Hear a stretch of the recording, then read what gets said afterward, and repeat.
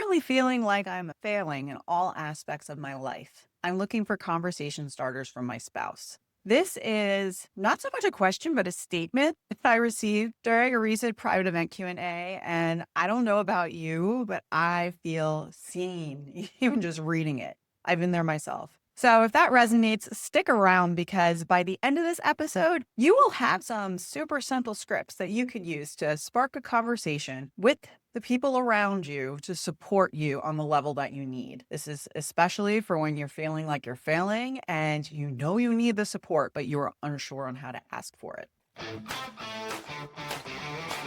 If you're new here, my name is Corrie, otherwise known as Corrie Lowe, and I'm a professional keynote speaker, facilitator, executive coach, and author who helps leaders transform overwhelm into confident action, even in times of crisis. There's been a few times where I can confidently say that I felt like I was failing in my life. And not surprisingly, they were all centered around major life changes involving parenting. The first one was when I left an abusive marriage and became a single mom of an infant. The next one was when I had recently had my second child and was having difficulty navigating the change between 1 to 2. And the third one was when said second child started a different school program with a 2 p.m. school pickup, effectively eliminating over 20 hours of my work availability a month.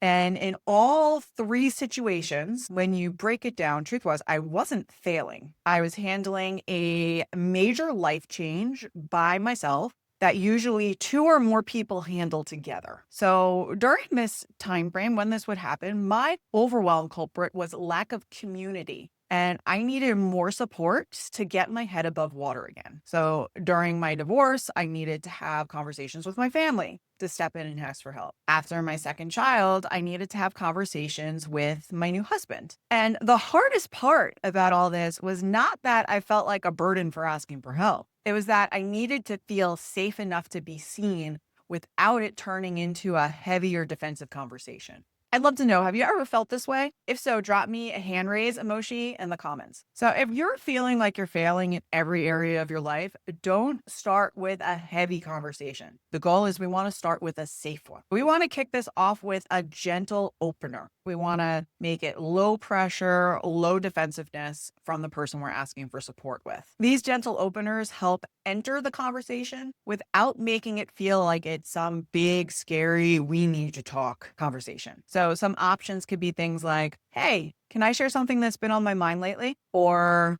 I've been feeling a little off recently. Do you have some time to maybe talk things through for a couple minutes? Or possibly, I don't need you to fix anything, but I'd really love to talk something through with you if you got some time right now. Or better yet, can we have a quick check-in tonight? Nothing bad, nothing major. I just want to feel a little more connected. Now, there's a few reasons why these work. First is they lower the stakes and remove fear of being blamed, that or needing to solve a problem immediately. So it's going to open up the door in a very safe manner for you to actually bring up what's on your mind. Next up, we want to be able to name the feelings. And we want to be able to do this without any sort of self-attack. So most people will say, I feel like I'm failing at everything. And that can come out really heavy. It sounds kind of vague and it's hard to respond to. Put yourself in the other person's shoes. It's never fun to be on the other end of somebody's trauma dumping. So ideally, we want to reframe this into something that's more processable. Some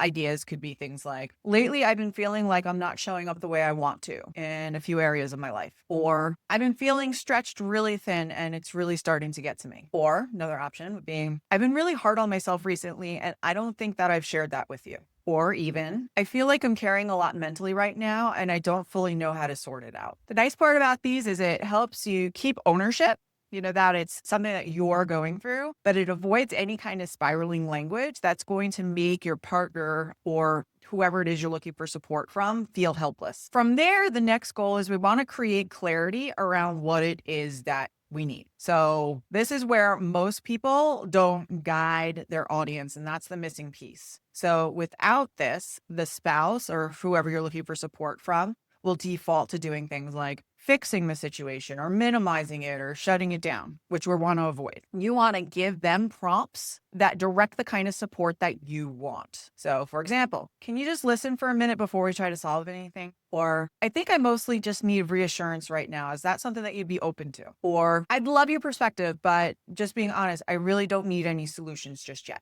Or, can we think through this together instead of trying to fix it right away? From there, then it's the right time to start to invite partnership. We want to invite partnership instead of this conversation feeling like you're isolating yourself from others. This shifts from I'm failing to we're a team. Some prompts you could use include, can we look at what's been feeling overwhelming together? Or I don't want to feel like I'm doing this alone. Is this something that we can figure out as a team? Or what have you noticed about me lately? I'm curious to know how I'm showing up from your perspective. Or even, is there anything that you've been feeling too that we haven't talked about? And this is where connection happens, which is ultimately what you want. So from there, you need to connect everything you're talking about to specific areas because otherwise it's, as you can tell, it stays kind of abstract. So saying, I feel like I'm failing at everything, that's overwhelming to your partner, your support person, because it's undefined. So help them break it down. Some prompts that you could explore would be things like, I think I'm struggling mostly with right now is maybe it's work, parenting, energy, time, fill in the blank. The part that feels the hardest lately is specifically what it is that you feels the hardest. Or if I'm honest, the thing that's been weighing on me the most is fill in the blank. One example from this week that stuck with me was fill in the blank. So from there, the conversation will naturally evolve. You're going to have some really great connection. You're going to feel seen. You're going to feel heard. And all that's left from there is closing the loop so that the conversation doesn't end on a heavy note. This is huge. And this is what no one teaches. Some prompts for this include, thanks for listening to me. I already feel so much better just by saying that out loud. Or,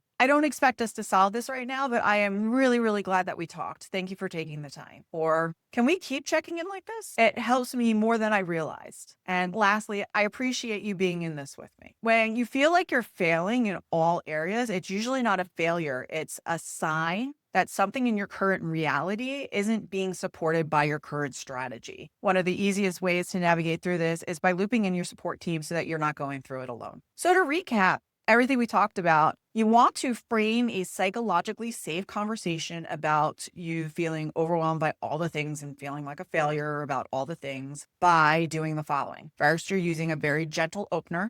You want to make sure that they're not defensive coming into the conversation. From there, you're naming the feeling. From after, you are creating clarity around your specific needs. Then we are inviting partnership and making specific asks on what it is that you need support with. And then from there, simply closing the loop. So hopefully you found my sharing this today helpful. If you have a question that you'd like me to answer, please feel free. Go ahead, drop it in the comments. We just may feature it on a future episode. And as I mentioned, I cover this question in detail with even more strategies for the lack of community culprit in my new book, The Five Overwhelm Culprits, which is launching on May 12th. It's currently available for pre-order in the show notes. You could also learn more ways to work with me, whether that be one-on-one through things like coaching or within your organization through speaking and workshops in the show notes as well. So thank you so much for being here, and I look forward to seeing you on the next episode. Thanks for checking out The Next Step with Corrie Lowe.